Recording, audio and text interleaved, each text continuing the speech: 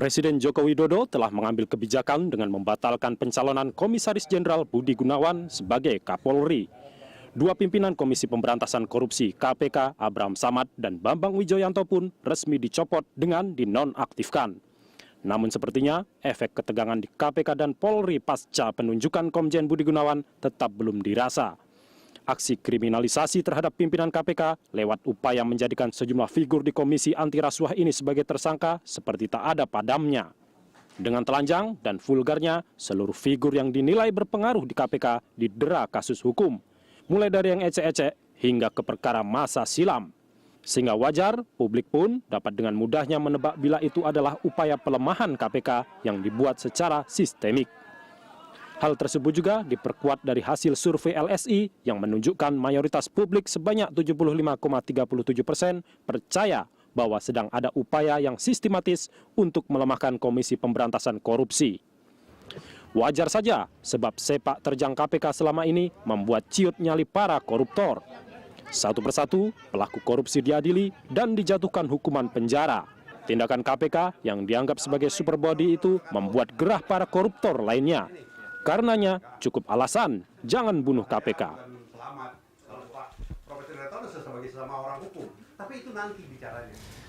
Ya, pemirsa, sepak terjang KPK selama ini membuat ciut nyali para koruptor. Satu persatu pelaku korupsi diadili dan dijatuhkan hukuman penjara. Tindakan KPK yang dianggap sebagai super body itu membuat gerah para koruptor lainnya, sehingga mereka berusaha menyerang balik dan melakukan perlawanan terhadap usaha pemberantasan korupsi. Bahkan gerakan untuk membunuh KPK tidak henti dilakukan dengan berbagai upaya. Untuk membahas isu tersebut sudah hadir di studio Wakil Ketua KPK periode 2007 hingga 2011, Bapak M. Yasin, dan penggiat anti korupsi dari ICW, Mas Tama S. Langku. Selamat pagi Bapak-Bapak. Selamat pagi Pak Yasin. Waalaikumsalam warahmatullahi wabarakatuh. Kita ke Pak Yasin terlebih dahulu. Ya. Tapi sebelum kita melanjutkan atau memulai dialog, kita ada satu grafik yang ingin ditampilkan. Ya, ini ada 5 poin mengenai indikasi kriminalisasi di KPK. Yang pertama, 4 pimpinan KPK dipolisikan dalam waktu yang singkat. Yang kedua adalah gugurnya status tersangka Komjen Budi Gunawan lewat pra-peradilan dan pengukitan ulang kasus Novel Baswedan. Yang keempat adalah gelombang pra-peradilan koruptor yang kita tahu tadi sudah ada informasinya mengenai ada SDA dan juga ada Sultan Batu Gana. DPR revisi Undang-Undang KPK, ini dari poin kelima. Kita ke Pak Yasin. Pak Yasin, kalau ada yang bilang bahwa sebetulnya KPK sedang tidak dikriminalisasi kok, tapi yang sebetulnya adalah KPK sedang dibunuh dari luar dan dari dalam, apa komentar Anda? Ya, itu kebalikan dari pendapat saya pribadi melihat pengalaman di negara Hong Kong. KPK-nya Hong Kong itu menjadi kuat karena ada dukungan legislatif, dukungan pemerintah, dan dukungan dari masyarakat. Tapi kalau hal itu tidak terjadi di negara kita, saya kira tinggal tunggu saatnya saja bahwa KPK tidak bisa bekerja secara maksimal gitu. Dan pada akhirnya mungkin tidak bisa memenuhi harapan masyarakat, ya kita kembalikan saja kepada apa yang diharapkan oleh pemerintah, legislatif, dan masyarakat sekarang ini. Artinya maksud Anda pemerintah kurang mendukung, artinya apakah pemerintah juga harus melakukan intervensi seperti apa yang dilakukan oleh di pemerintahan Pak Susilo Bambang Yudhoyono ketika terjadi KPK Polri, atau kita lihat cecak buaya 1 dan 2 begitu, bagaimana kemudian Presiden melakukan intervensi? Tidak dari sisi itu saja kita melihatnya. Misalnya dari loophole aturan perundangan yang tidak kuat di dalam melaksanakan tugas fungsinya itu, tugas fungsi dari KPK itu harus diperkuat. Karena yang mempunyai kewenangan untuk membuat undang-undang itu adalah legislatif dan pemerintah. Jadi dengan cara itu berarti ada bukti bahwa pemerintah untuk memperkuat itu. Misalnya pasal 32 ayat 2. Ini kalau tersangka kok kemudian langsung dinonaktifkan. Ini kan sangat rentan sekali terhadap katakanlah gejolak yang terjadi pada tahun 2008 maupun tahun sekarang ini, sehingga copot ganti dan akhirnya mengganggu akselerasi untuk pemberantasan korupsi. Berarti Anda setuju bahwa nanti KPK kalau misalnya diperlukan undang-undang untuk kemudian membuat KPK kebal terhadap aturan-aturan itu? Tidak kebat, tapi aturan-aturan yang membuat mereka gampang dilemahkan itu diperbaiki atau diamandemen sehingga tidak seperti undang-undang yang sekarang ini. Nah, jadi gampang untuk katakanlah ini kan menjadi katakanlah terjadi ketidakpastian hukum atau ketidakmenentuan di dalam KPK itu melaksanakan pekerjaannya. Jadi banyak undang-undang yang seharusnya itu diamandemen dan dilengkapi. Undang-undang gratifikasi kan belum ada. Harus ada gratifikasi itu seperti apa. Undang-undang tentang pemeriksaan kekayaan tuh pasal 9 sampai pasal 19, pasal 10 sampai pasal 19 itu dicabut karena adanya Undang-Undang 30 tahun 2002. Itu harus segera diamandemen.